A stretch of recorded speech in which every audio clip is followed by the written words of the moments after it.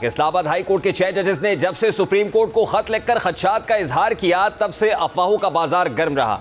इस खत के मंजर आम पर आने के बाद से अब तक होने वाले तमाम इवेंट्स को मशकूक बनाया जाता रहा और हर बात को अपने सियासी फायदे के मुताबिक मोल्ड करके पेश किया जा रहा था। खत के मंजर आम पर आने के बाद फुल कोर्ट के इजलास को यह कहकर मुतनाज़ बना दिया गया कि इसका एलामिया जारी नहीं किया गया, जिसके बाद चीफ जस्टिस और सीनियर प्यूरी जज को अटॉर्नी जनरल की मौजूदगी में वज़ीर आज़म और वज़ीर कानून से मुलाकात को मतलब का रंग दिया गया।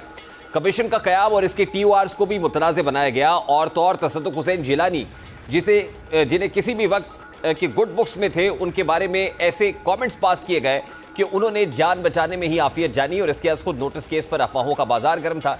लेकिन आज सुप्रीम कोर्ट में इस केस पर होने वाली समाअत चीफ जस्टिस ने बोर्ड से तनाज़ात को ज़ोरदार जवाब दिया है, नक्कादों को भी जवाब दिया है। उन्होंने 6 जजेस के खत लिखे जाने के बाद इसकी तहकीकात के हवाले से सुस्त रवि के इम्कान को सख्ती से रद्द किया और बताया कि कैसे उन्हें 4 बजे के करीब खत मिला तो उन्होंने इफ्तार डिनर के तौर पर एक फुल कोर्ट इजलास मुद्दू किया, जिसके बाद इसमें तय पाया कि इंतज़ामिया से मुलाकात की जाए तो सबसे बड़ा इंतज़ामी ओहदा वज़ीर आज़म का था। उनसे मुलाकात की गई जिसमें कमीशन की बात हुई, नाम बताए गए और दोबारा फुल कोर्ट इजलास के ज़रिए इसको बाकी जजेस को भी इस पर एतमाद में लिया गया। उन्हें तनकीद करते हुए कहा कि आज फुल कोर्ट की बात करने वाले तब किधर थे जब 5 बरस इजलास ही नहीं बुलाया गया था। मुझसे पहले ये खत चीफ जस्टिस उमर अता बंदयाल को लिखा गया, लेकिन मोस्ट सीनियर जज होने के बावजूद मुझे उस वक्त एतमाद में नहीं लिया गया था। आज जब 7 रुकनी लार्जर बेंच की समाअत हुई, जस्टिस काजी फायजीसा की जानिब से क्या कहा क्या जरा उसकी एक झलक आपके सामने रखता है। तमाम जजेस इस्लामाबाद हाई कोर्ट बशमूल चीफ जस्टिस के साथ मुलाकात हुई। इस मुलाकात में मेरे साथी सैयद मंसूर अली शाह जो सीनियर मोस्ट वो भी मौजूद थे। तो अगर हम इस बात को अहमियत नहीं देते तो ये क्या मीटिंग रमज़ान के बाद नहीं हो सकती थी, नहीं हो सकती थी, फ़ौरन की, कहाँ की, चीफ जस्टिस हाउस में की। जस्टिस तसद्दुक़ हुसैन जिलानी के नाम पर यक रुकनी कमीशन की सरबराही के लिए इत्तफाक होने और इस पर प्रोपेगेंडा करने वालों को भी काजी फायजीसा ने जवाब देते हुए वाज़े किया कि वफाकी हुकूमत ने इंक्वायरी के लिए कोई इकदाम खुद नहीं उठाया था। सुप्रीम कोर्ट ने 2 नाम तजवीज़ किए थे, नासिरुल मुल्क और तसद्दुक़ हुसैन जिलानी। जस्टिस काजी फायजीसा का कहना था कि हमने ऐसे नाम तजवीज़ किए जिन पर कम से कम उंगली उठाई जाए। सोशल मीडिया पर उनके मुतालिक अजीब अजीब बातें हुई, मुझे बड़ी शर्मिंदगी हुई। किसी महज़ब माशरे में ऐसी बातें होती हैं, समझ नहीं आ रहा हम किस तरफ जा रहे हैं। अगर आपको कोई इख्तलाफ है तो लिख सकते थे, अपनी बॉडीज़ को लिख सकते थे। तसद्दुक़ जिलानी शरीफ आदमी है, वो तो जवाब नहीं देंगे, वो शरीफ आदमी थे, उन्होंने इनकार कर दिया। उन्होंने कहा कि ऐसे ज़ाती हमले हुए और ऐसा माहौल बनाया गया तो कौन शरीफ आदमी ऐसी कौमी सर्विस करेगा। सोशल मीडिया से अजीब अजीब बातें साबिक चीफ जस्टिस के बारे में शुरू कर दी गई। मुझे शर्मिंदगी हो रही है कि एक शरीफ आदमी जिसे हमने कमीशन के लिए नामजद किया था उस पर हमले शुरू हो गए। हमारे पास आइन में कमीशन बनाने का इख्तियार नहीं है, कमीशन बनाने का इख्तियार सर है। हमने मशवरा किया और नाम दिए लेकिन उनको बदनाम कर दिया गया। नासिरुल मुल्क और साबिक चीफ जस्टिस तसद्दुक़ हुसैन जिलानी के नाम तजवीज़ हुए थे आपकी तरफ से और लोगों ने इल्ज़ामात और अजीब अजीब बातें शुरू कर दी। अगर आपको कोई इख्तलाफ है तहरीरी तौर पे आप लिख सकते थे। किसी वकील को इख्तलाफ है वो अपने representative body supreme court bar association को लिखे। तो ये हमला करना किसी पे, बस अभी कोई शरीफ आदमी वो तो जवाब नहीं देंगे। हर शरीफ आदमी कहेगा भाई शुक्रिया बहुत बहुत, आप ही संभालो, मैं तो चला इधर से। यही हुआ, उन्होंने इनकार कर दिया। उन्होंने एक मौके पर जजेस के खत को पढ़ने का हुक्म भी दिया, जिसके बाद उन्होंने बताया कि जजेस ने जुडिशल काउंसिल को खत लिखा और खत में कहा कि मामले की इंक्वायरी करके ज़िम्मेदारों का तयन किया जाए। चीफ जस्टिस ने कहा कि सुप्रीम कोर्ट के इख्तियारात आर्टिकल 184 से शुरू होते हैं। आइन के मुताबिक सुप्रीम कोर्ट के पास इंक्वायरी कमीशन बनाने का इख्तियार नहीं है। इंक्वायरी पुलिस, FIA या फिर कमीशन कर सकता है। जजेस ने खुलकर बात नहीं की लेकिन इशारा कर दिया है। कभी किसी जज को तौहीन अदालत की कार्रवाई से नहीं रोका। तौहीन अदालत की कार्रवाई के लिए सुप्रीम कोर्ट समेत किसी की इजाज़त की ज़रूरत नहीं है। चीफ जस्टिस ऑफ पाकिस्तान का कहना था कि हम कब तक एक दूसरे पर उंगलियां उठाएंगे। आइन का आर्टिकल 203 बहुत अहमियत का हामिल है। आइन में किसी अदालत को दूसरी पर बरतरी नहीं है। उन्होंने कहा कि 6 जजेस कह रहे हैं chief justice Islamabad high court को कहा मगर उन्होंने कुछ नहीं किया। हाई कोर्ट के पास अपने इख्तियारात हैं, चीफ जस्टिस क्यों नहीं इस्तेमाल कर रहे। हम मुदाखलत नहीं करना चाह रहे मगर हमने उन्हें उनके इख्तियारात से आगाह किया है और आगाह कर सकते हैं। इस हवाले से भी जस्टिस काजी फायजीसा ने क्लियर किया। आज के केस की समाअत के दौरान चीफ जस्टिस ने इस मामले पर फुल कोर्ट बनाने का इंदिया भी दिया है और कहा है कि हम 7 जज इसलिए बैठे हैं क्योंकि सिर्फ 7 जज ही इस्लामाबाद की प्रिंसिपल सीट पर दस्तयाब थे। दीगर जजेस इस्लामाबाद में नहीं थे, इसलिए फुल कोर्ट नहीं बैठा। कुछ जजेस लाहौर और कुछ कराची में हैं। हो सकता है आइंदा फुल कोर्ट बैठे। इस केस की समाअत के बाद मुख्तलिफ सियासी जमातों ने आज लार्जर बेंच और इसमें होने वाली कार्रवाई को अपने हिसाब से लिया। जैसे तहरीक इंसाफ की जानिब से जहां ये मुतालबा किया जा रहा है कि इस केस में फुल कोर्ट बनना चाहिए, वहीं वो ये मुतालबा भी कर रहा है कि काजी फायज़ ईसा और जस्टिस मंसूर अली शाह को इस केस से खुद को अलग कर लेना चाहिए। और बिलखुसूस सुप्रीम कोर्ट ऑफ पाकिस्तान को कि आप जिस दौर से जिस वक्त से इन्वेस्टिगेशन करना चाहते हैं, हम आपके साथ हैं।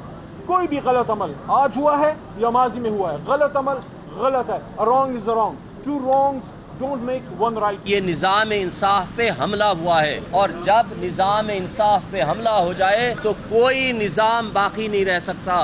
इसलिए कि निज़ाम इंसाफ के बगैर, रूल ऑफ लॉ और कानून की हुक्मरानी के बगैर ना कोई मुआशरा तरक्की कर सकता है, ना कोई कौमें तरक्की कर सकती हैं। चीफ जस्टिस ऑफ पाकिस्तान और जस्टिस मंसूर अली शाह साहब, जिन्होंने एग्जेक्टिव को हेड बना दिया था, क्या वो इस लार्जर बेंच का हिस्सा बन सकते हैं? जिन एजेंसी के एहलकारों ने धमकियां दी हैं, जिन्होंने मुदाखलत की है, उन तमाम एहलकारों को अदालत में बुलाया जाए।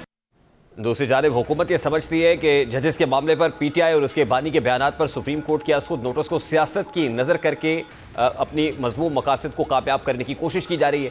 अपनी हुकूमत में जजेस के खिलाफ रेफरेंस बनाने वाले मशवरे ना दें तो बेहतर होगा।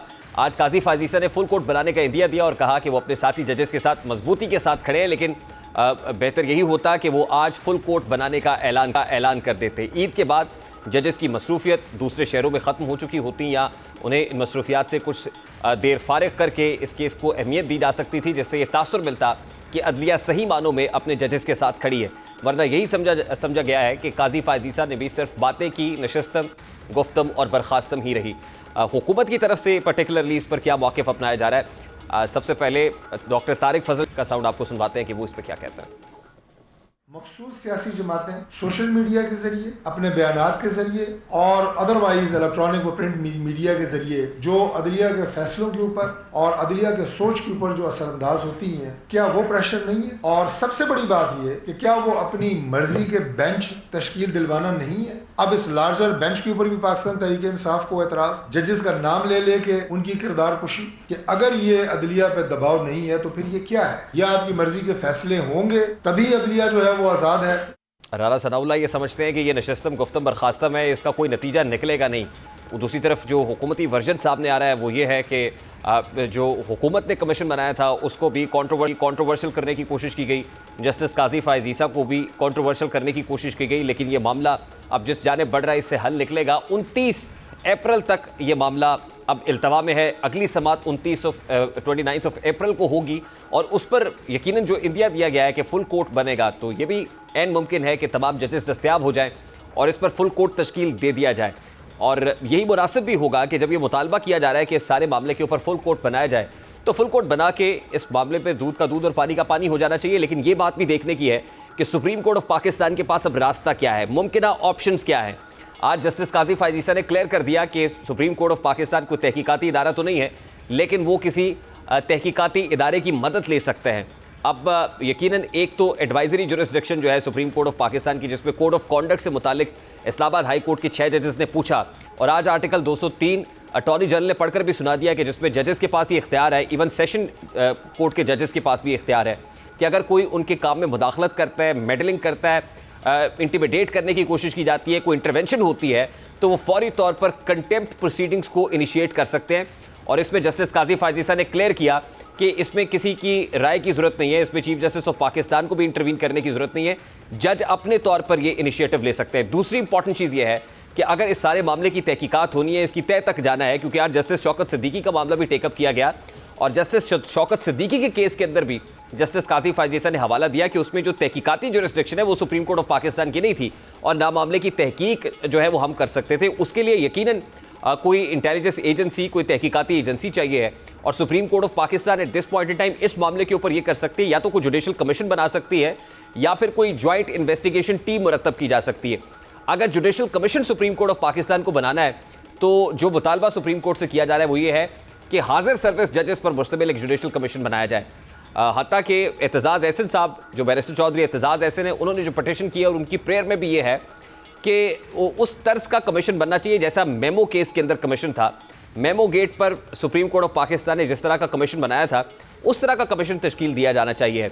अब देखना यह है कि supreme court of Pakistan judicial commission बनाती है या फिर कोई ज्वाइंट इन्वेस्टिगेशन टीम बनाती है, और फिर पनामा GIT के मामले पे जिस तरह एक मॉनिटरिंग जज मुकर्रर कर दिया गया था, तो इस सारे मामले को मॉनिटर करने के लिए खुद कुछ जजेस को अपॉइंट किया जाता है या किसी एक जज को अपॉइंट किया जाता है, और अल्टीमेटली जो भी तहकीकात होंगी वो फिर सुप्रीम कोर्ट ऑफ पाकिस्तान के साथ शेयर होगी, और सुप्रीम कोर्ट ऑफ पाकिस्तान जाहिर है तहकीकात कराने के बाद एग्जीक्यूटिव से मुतालबा करेगी कि इन लोगों के खिलाफ एक्शन लिया जाना चाहिए।